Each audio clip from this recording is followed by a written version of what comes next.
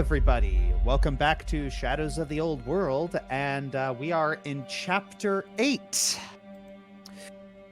And, oh boy, yeah, I was actually looking at the Dragon Finder gaming channel and just how many episodes there have been of this, and I'm just thinking, like, we're not past Season 1 in my head, and I have plans for a Season 4.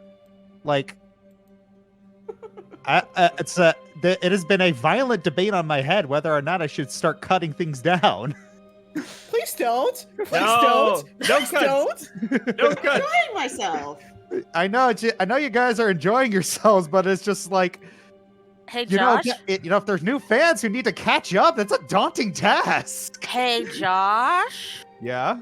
How about this? We are playing a game not focused on making content. Let's enjoy the game. I know. I'm just Stop. I don't know. I'm just trying to make something interesting for the intro. I mean, fair. Yeah.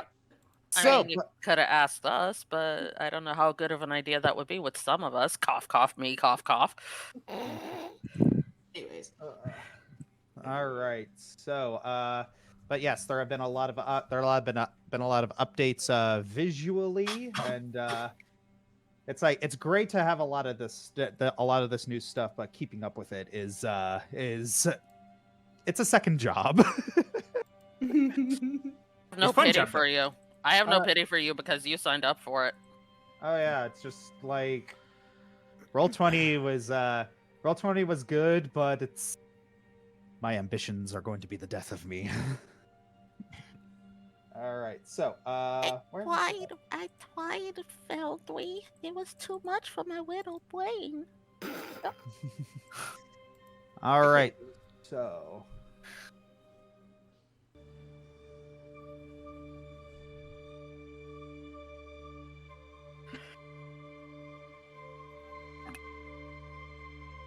all right. After the events of 2 sessions ago, afterwards, the party headed to Owen's apartment to debrief the evening before heading to the directing royal castle, courtesy of Adrian and Princess Abigail. That night, Flint had a dream where he confronted Nicholas Hollyhock, who claimed he was being followed, and asked a more strange question. The party then split up to look for more clues. One went to the precinct to interrogate the imprisoned Mind Flayer and experiment with the fiery jokers, discovering that they had possessed a quality linked to the affected's race. Another went to beseech help from the Lightbringer to protect their dreams.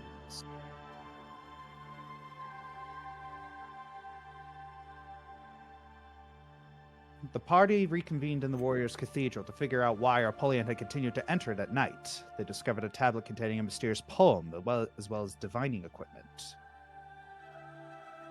After departing the Warriors' Cathedral, Hoshimi and Raymond set off to find any information on someone who has been impersonating Lady Silverfox. Their search led them to an agent named Foxtrot, whom Raymond was very familiar with. Foxtrot informed that Arpolion had stolen a special artifact and was aiming to take it back. Another group had gone to the library to try and get more information. Flint seemed to have been able to communicate with the malevolent entity that had been haunting the city and making people disappear. The last group made their way to a tailor shop owned by Owen's family, where they discovered the business was going poorly, and they were considering selling a strange-looking key to make ends meet.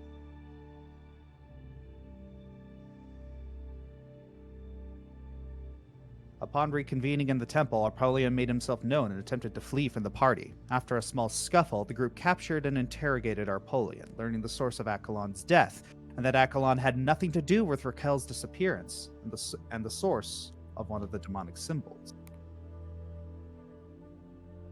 Adrian and Arpolion also worked together to decipher a code. Asmodeus was not the disaster. Unfortunately, giving out this information meant that Arpolion had sealed his own death, so Shimi performed a mercy kill.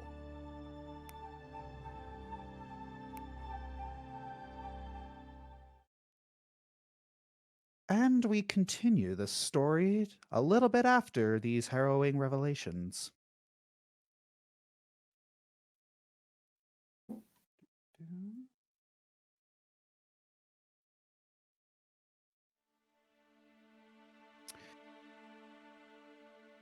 upon Princess Abigail's urging, the party went back to Malum Castle, not only because it was late, but because they had a lot to discuss, and they preferred to discuss it where it was safe. Raymond decided to stay behind. He only citing a low and threatening word: preparations. That's not ominous at all!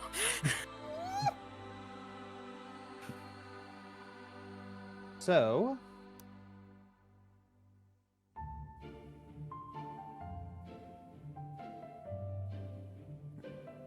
So we're being dropped in the castle and we just go? yes, you head to the castle, and Abigail is very intent on getting to the conference room as quickly as possible. She seems very, very, very agitated. Is Olwen there, or is she still at the precinct giving a debrief? She has finished the debrief and she's heading back. Okay, so she's heading back. She's not there yet. Yes. All right, perfect. So I'm not there. Okay.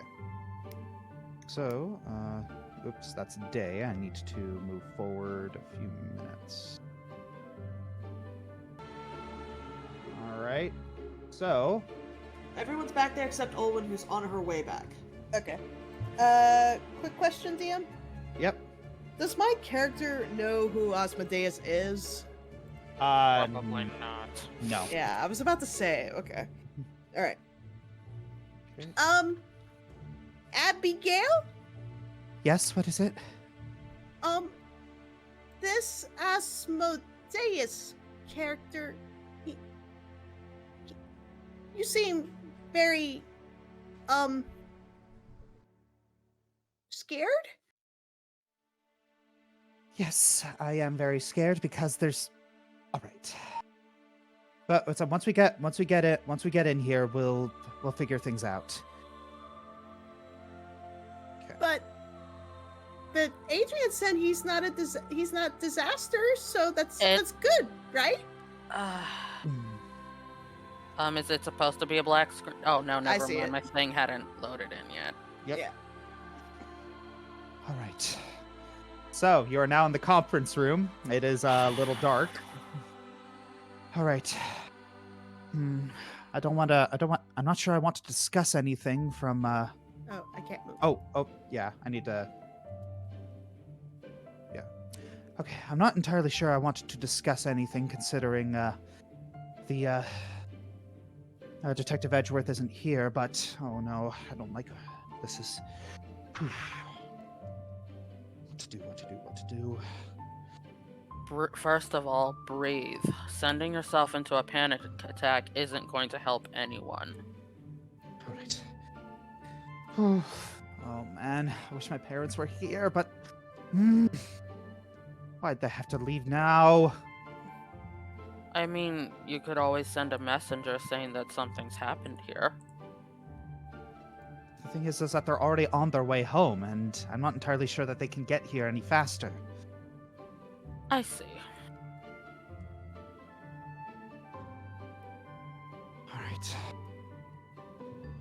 All right, so what we know is that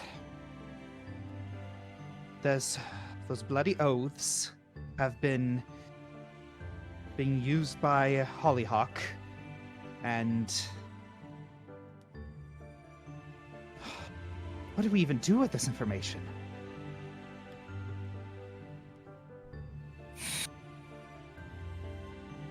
Well, as far as Hollyhock goes, we should probably wait for the detective to get back. Right.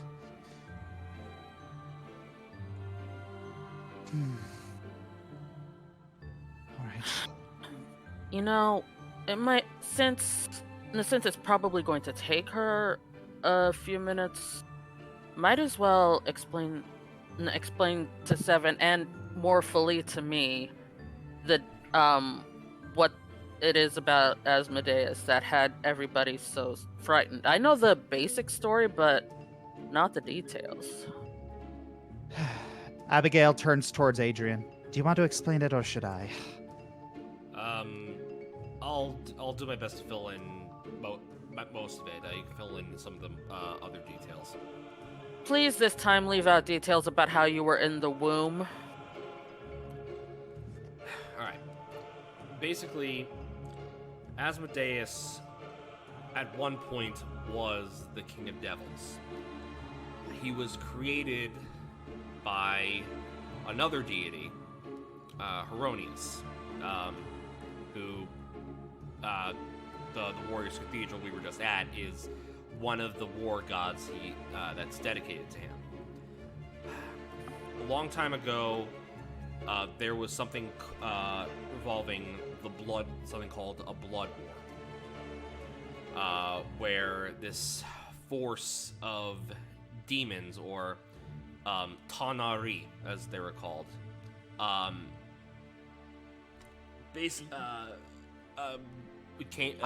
appeared, essentially, and the lawful and good deities were essentially created these angels to fight these devils. But one of them. Oh, you're speaking of Akuma. Of the Akuma. Them fighting the Akuma. The Akum what? I'm sorry, that's a direct translation. I suppose that's one of the translations for this word for demons, devils. Yeah, right. Fun fact, that actually is the Japanese word for devil. However, at one point, Asmodeus decided to take things into his own hands, fearing that this corruption of these demons will not stop unless everything were under his control. Essentially, mortals should not have freedom. Was his philosophy. And in doing so,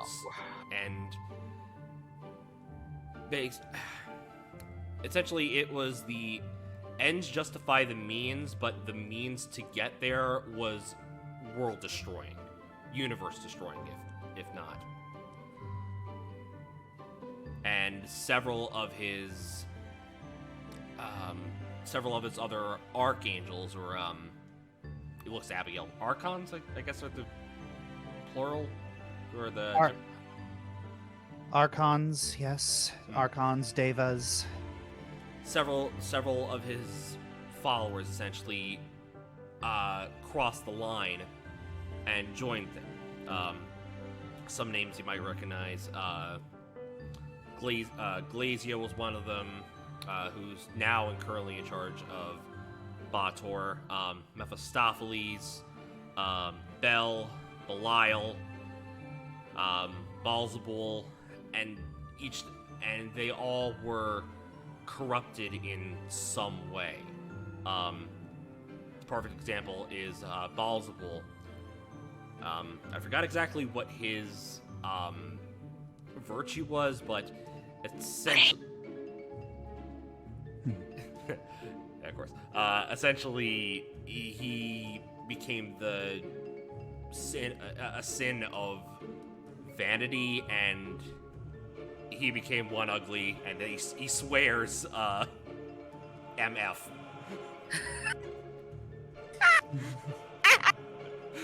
I swear Adrian has a worse mouth than his dad did.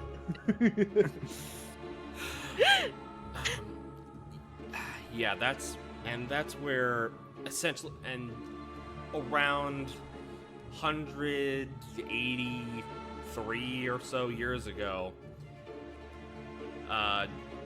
Asmodeus put his plan into motion regarding another different thing involving usurping a deity, and a group of people, including my mom and dad, points to Flint, his mom and dad, and a couple others, including the current Aletamara, stopped him. That's the.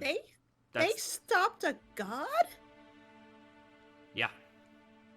Yep. Seven's mind, is you can see the wheels turning. That's not possible. Gods can't be stopped. I'm gonna Illogical. repam you right quick, Josh. Out of character. Seven's never played 3.5 before.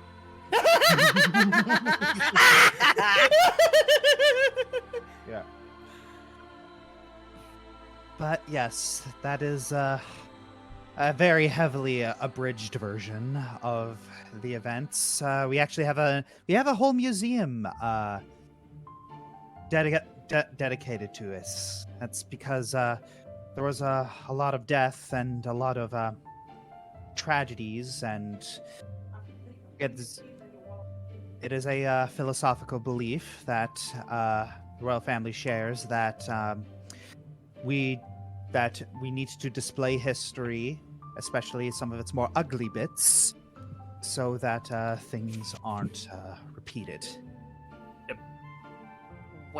When did you say this was? About 182 years ago, I want to say. Give or take a year or two. Tsukino Akuma.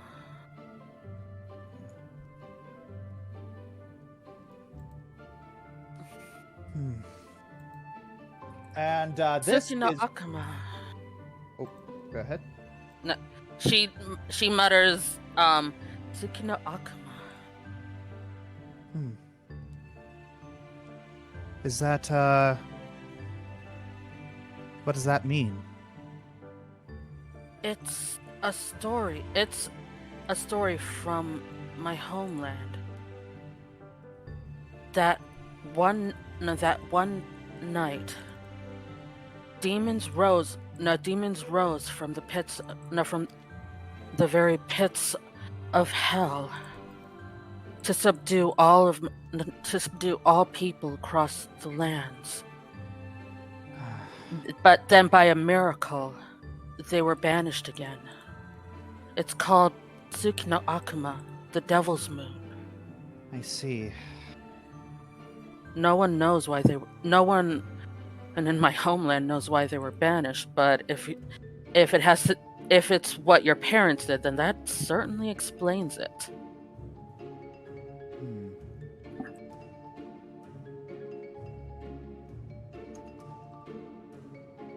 A maid walks in. Excuse me, there's a princess. There's a detective that from earlier. Does she need to be let in? Yes, please let her in. At once. Abigail, once again, breathe.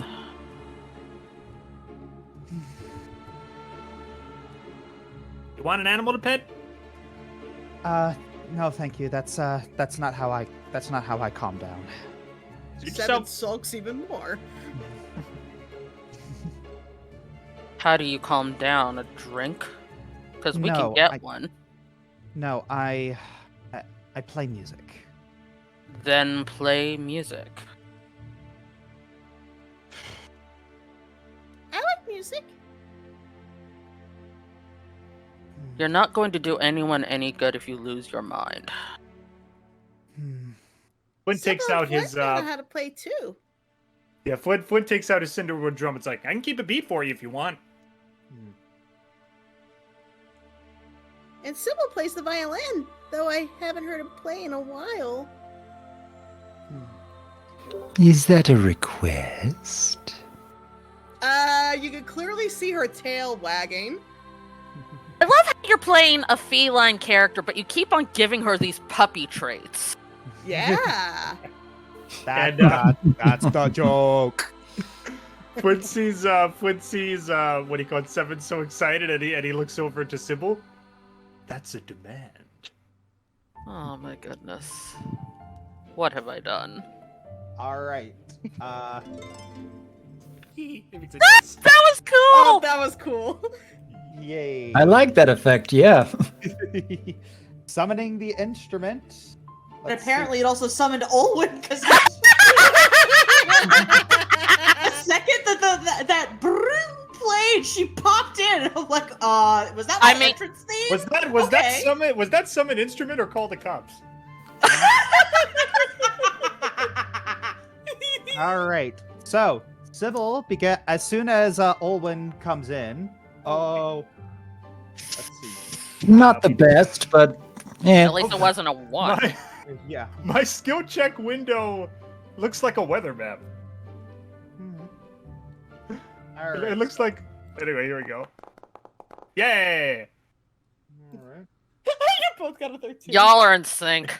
Ha. Yeah. All right. So, Sybil. Musicians.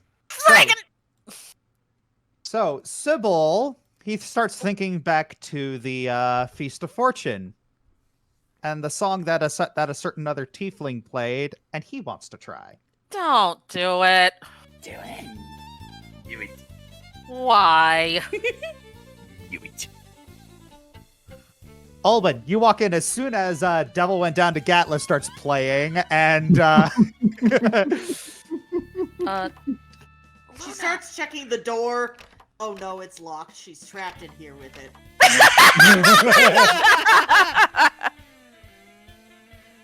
so yes, with both Flint and Sybil kind of doing a little rock out, Abigail's. So yeah, so Abigail just kind of slightly giggles. It's just a little more fast paced than I was hoping for calming down, but it did help. Abigail looks at you and says, okay, so we can resume the discussion. We have two items on the docket here. We have what we need to do about Nicholas Hollyhock, and we have to do about the information concerning Asmodeus not being the disaster, apparently. Regards to Hollyhock, he still has the artifact. I don't know if the artifact was used, perhaps, to figure out the oath. I don't exactly know what it does. I barely know what it looks like since you told me. But he still has that, and I'm concerned. Did the screen Especially suddenly if- go like a lot darker for anyone else, or was that just me? Nope. Did for me Oh, too. just you. Oh, Did it for me didn't for too. me. That's weird. Anyway, we can still see. Who cares?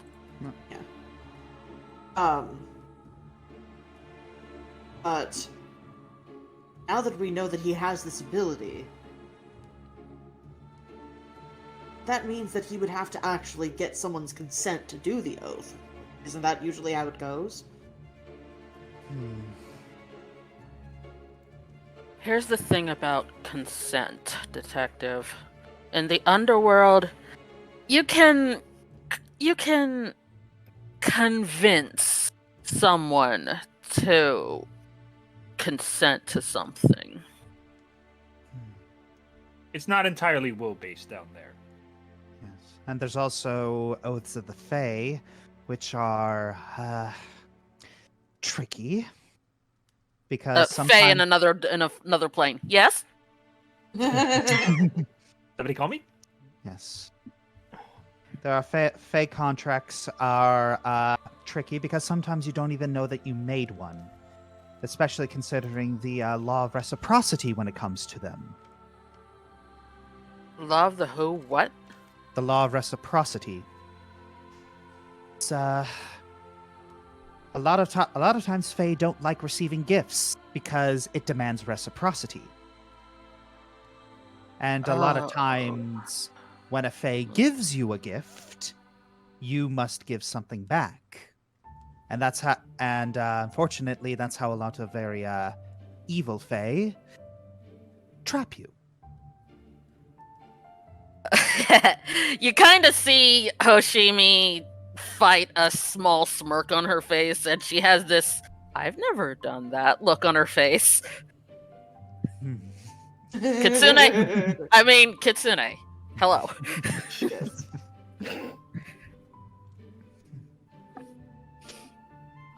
But anyways, back to the subject at hand. One question we do need answered is how did he figure this out? And question number 2 is what do we do about it?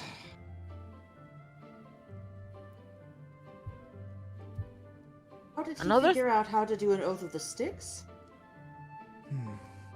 Another thing that bothers me is why does he keep asking such seemingly inane questions about Adrian and Flint's parents?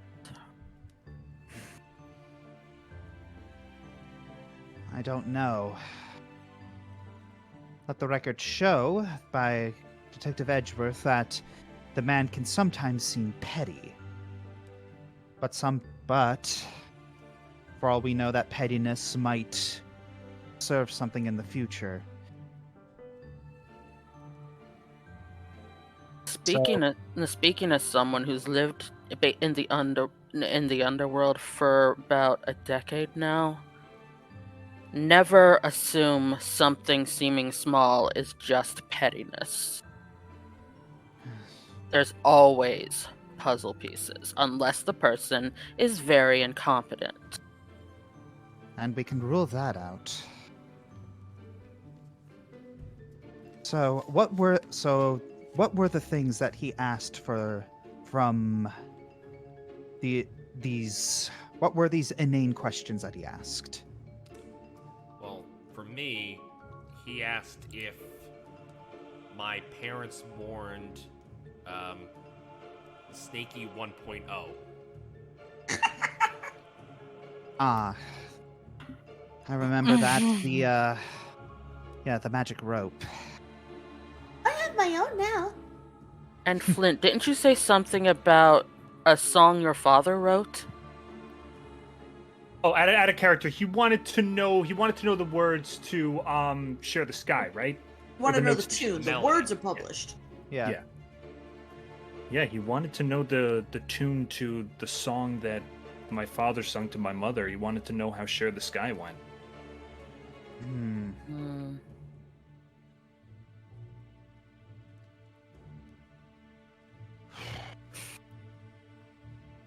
I mean, it doesn't have any magical capabilities. It doesn't have anything. Oh, It's just hello. a sweet song. It doesn't.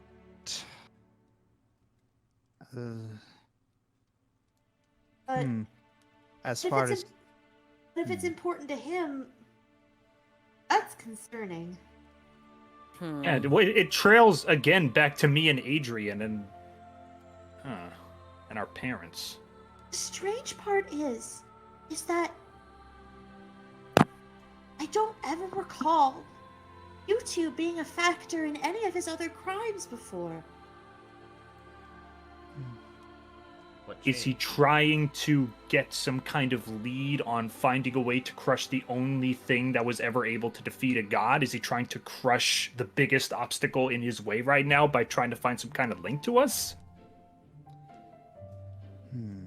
He thinks that maybe he thinks that you have like the key to their weaknesses or something? From what I understand, I think I'm not sure, but they might be connected to some. Has to be some sort of bond between my parents and then your parents separately. Maybe because we've been told stories of our parents' escapades over and over again. I'm not reminded all the time of that. Is he trying to extract details from those stories into us to kind of feed into some kind of major plan or something? The thing is with him is that he's trying to use knowledge to benefit himself. Unlike me, it's for essentially what the museum is for.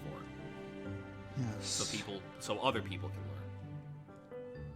learn. yes, it's I do think it's strange that. You know, now that I think about it, there's a small a small detail that's.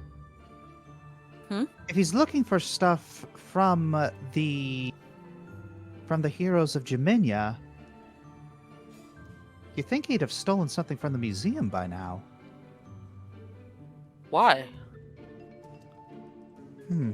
Well, if he's so interested in those minute details, you think he'd have done something like that already. Because the museum has, a lot of the more intimate knowledge.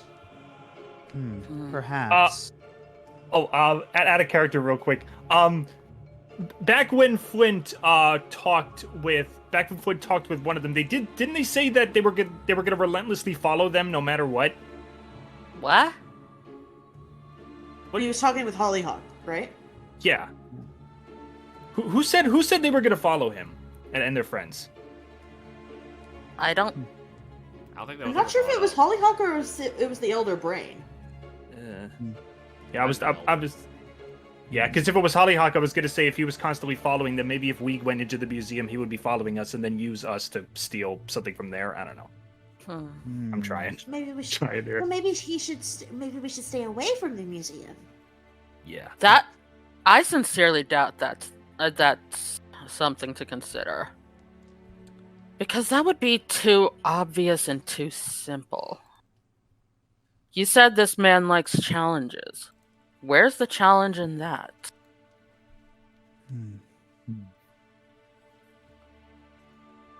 Will this be like a lore check for anybody? We have a couple. Which one do you think it would be? So what specifically is your question? I know. I'm just saying, would a specific lore skill help out with this? Is what I'm asking. Like, because we're all brainstorming right now, so like, which one do you think we should think about?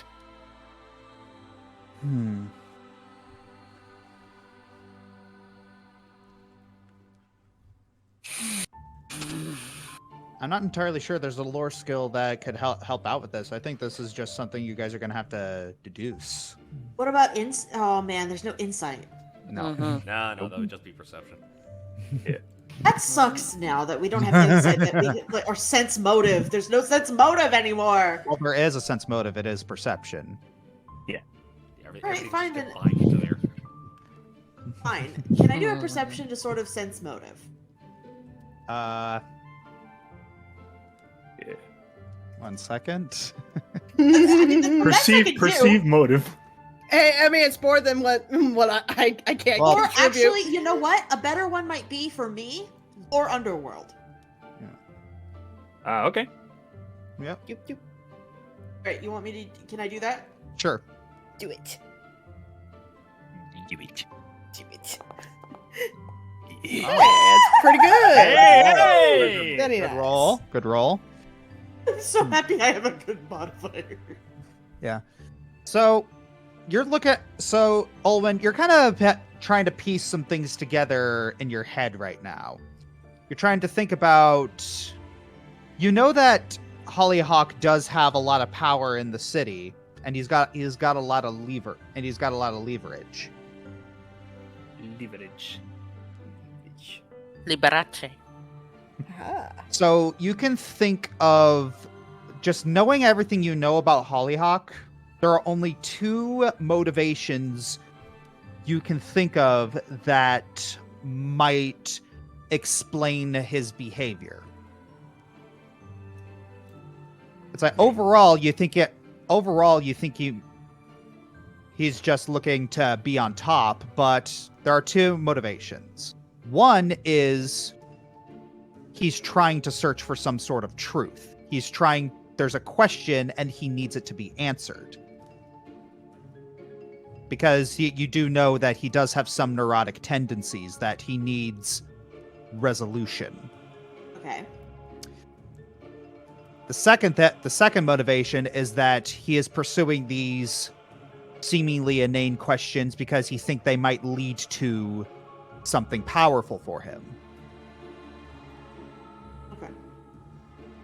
So it's either he is neurotic or he is power hungry, and both seem like equally likely scenarios to you. Yeah, knowing him. Yes. Okay, so, I got maybe 2 hypotheses.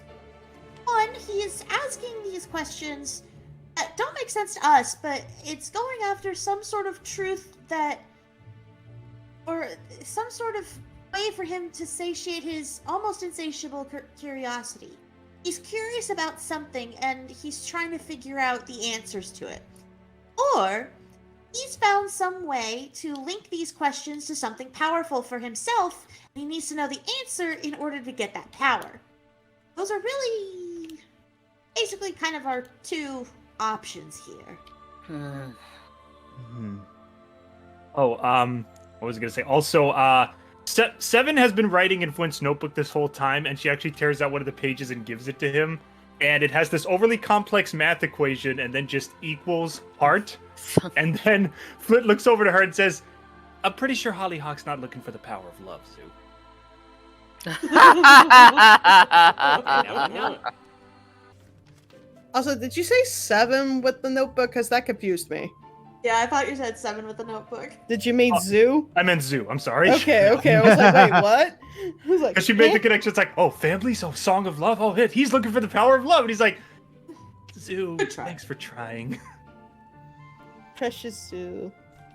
Good kid. He did miss. Meanwhile, Adrian has a page of the runes, the primordial runes out for him, and he's like trying to make some connections. Does 7 notice you have those out? It's out on display. Okay. It's the one that's written in common. So, Arpullian helped you pick out more of those runes, right? Sort of. The Silver Death, it referred to what happened to Akalon and what would have happened to him. The result of swearing on the sticks and breaking that pact.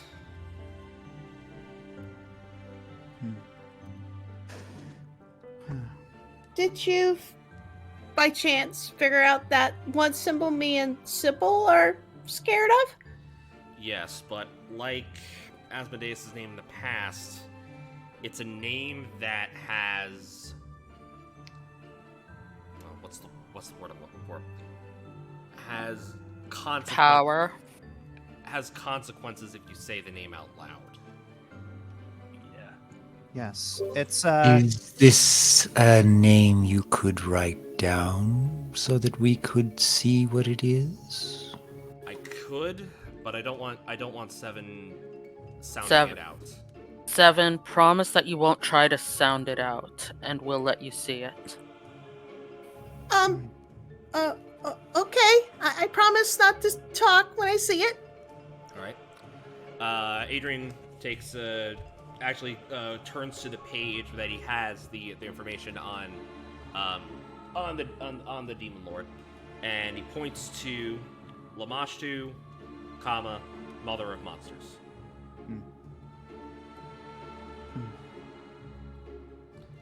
I'm debating on what to refer to as. Most likely, Abigail starts giggling to herself. What? Sorry, it's just a. I was thinking about perhaps an epithet for her, but I'm not entirely sure I should say it out loud because it might detract from the seriousness of it. But I called one DD that I can't say out now McStabby, so. Why all not? right, fair. And didn't the heroes of Directian call Asmodeus Big Red? All right, fair enough. She looks at the name. How about mashed potatoes? Yeah. I'm sorry, that's out of character. Interesting. I still think we should have a little bit of weight, a little bit more of importance to it. What about McStabby has weight and importance. Yes, it has stab in the name. Oh Mashed my potatoes goodness. with butter? Oh my goodness, you two. What about the brood mother? Ooh. I was thinking the same thing. Yeah. Owen's like, yay, we thought of the same thing, but oh, I'm on the same wavelength as Hoshimi. I can't tell if it's or not. All right, Adrian does that, crosses out Lamashtu, and puts Broodmother. All right. Mashed potatoes. Do you need dinner? Well, it is a little late, but I can have some of the servants bring me some food in bed.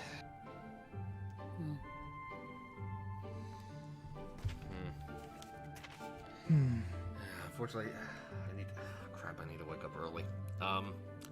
Why? I'm going to do some, I don't know, habit of mine. Want to get to work on picking apart some of these runes, and I want to see if I can contact Fiona again. He looks at Abigail. Say, is the basement lab that Simula had, is that still there? Yes, but it's been cordoned off. But yeah, I believe you still have the security clearance. Okay. Is there a chalkboard? Couldn't you just bring one down there? Oh yes, allow me to roll a chalkboard down all the way down to here, thump thump thump down the stairs. Well, Sorry. Adrian, are we not in a castle full of guards and servants that could, I don't know, help you? Fair enough. Yes, I know you've been slumming it for a little bit, but you're back in a castle. You realize? I know. I'm used to doing things on my own. Just Adrian, take it from me. Doing things completely on your own is not a good idea. all right. Right. Oh yes, but yes, the basement. But yes, the basement is ready for you. I'm sure there's academic supplies down there. If not, you can always ask someone to get it for you. But Hoshimi, you said you wanted to speak to me in private again. After we're done here. All right. Okay, so so our objectives. We need to find out. Find the thing underground. That seems to be the more immediate threat. Yes.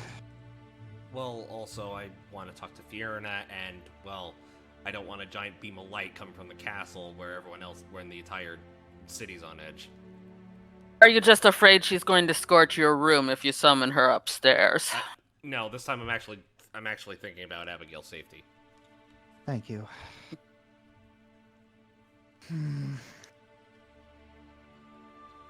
Right.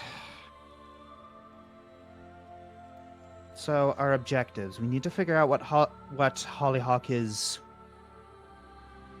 Up to. aiming. He is aiming for. It could just be something neurotic, but it could also be something dangerous.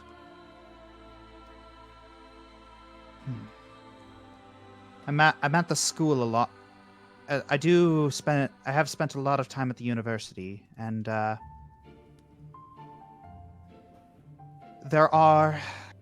have met students who do display a certain type of neuroticism in that they need resolution. They need to have answers. They need closure. I myself haven't met Hollyhock in person, so I can't really make the judgment that he is the same. Be And thankful. based on the stories that the detective has told, he most certainly is. He definitely is the type to need closure.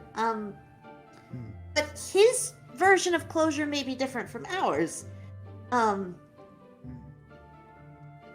I mean, there's a reason why he marks people he wants to return to talk to. She points at Adrian Flint and herself. Ah, yes, the trifecta. He could come after any one of you. I'm very concerned, actually, that he may come after you because you are spending time with me or Adrian or any of those. Right.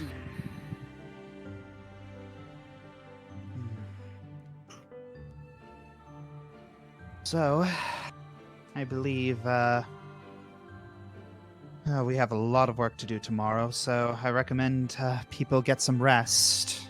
I just wanted to spend tomorrow drinking and forgetting about reality. Oh.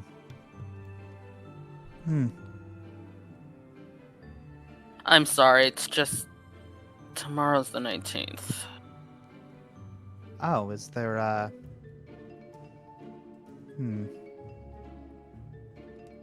I'll not pry.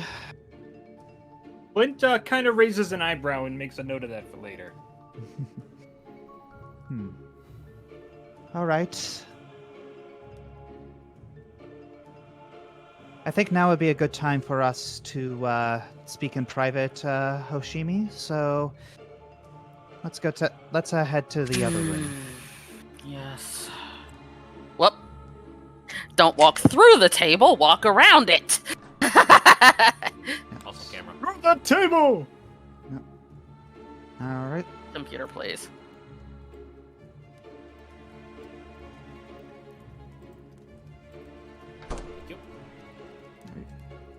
All right. Again, we are in here. So, what is it you wish to talk about?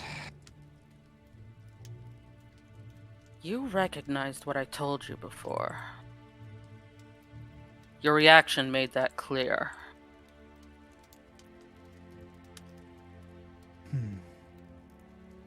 Indeed. I need to know how.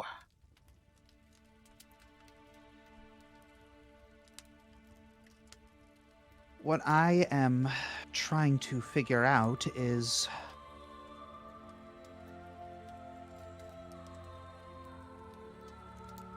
Are you a spy? What?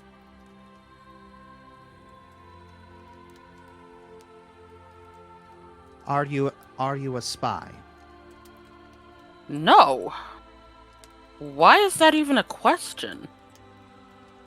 And if I was, why would I have told you? Abigail is looking into your mind right now.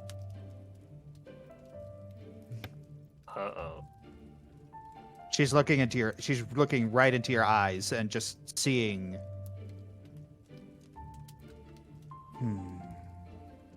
Abigail? Hoshimi puts her hands up on Abigail's shoulders. This is very, very important. I can't express to you how important this is.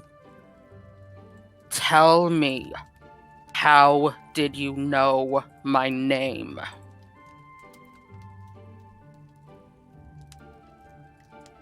The king and queen of Kokoria mentioned it. What? Told us that if we happened to find someone with your name, that we should inform them. King and queen? What? Hoshimi takes a step backwards and her face is very... She looks really frightened all of a sudden. King and queen. King and queen.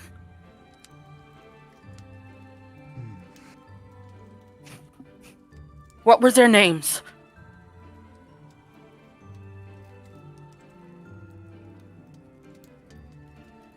Abigail, what were their names? You know just as well as I do what their names are. No. Shin. No. Hoshimi takes a step back. She actually falls to her knees. No.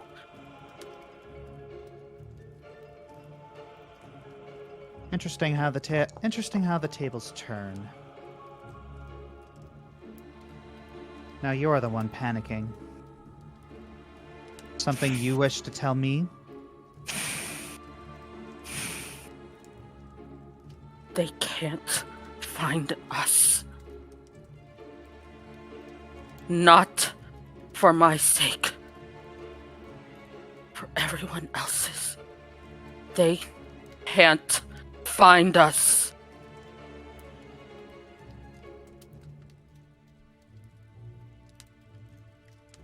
You feel like you're in some sort of danger. That much is clear. I'm not the one in danger. Not. I'm not the one who's in danger. Who is?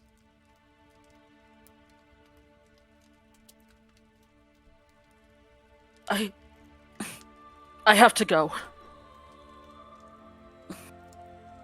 You did. Abigail moves over to site. No, you are not leaving.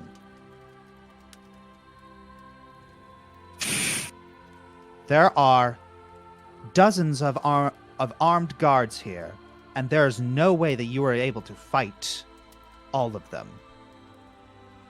Not that I'd have a chance to with the other guards, would I?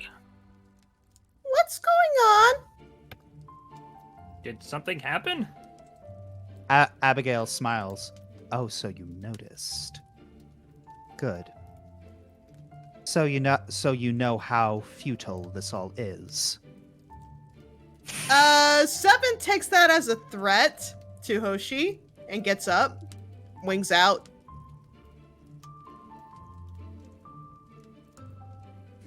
Stand down, Seven. Is she threatening you?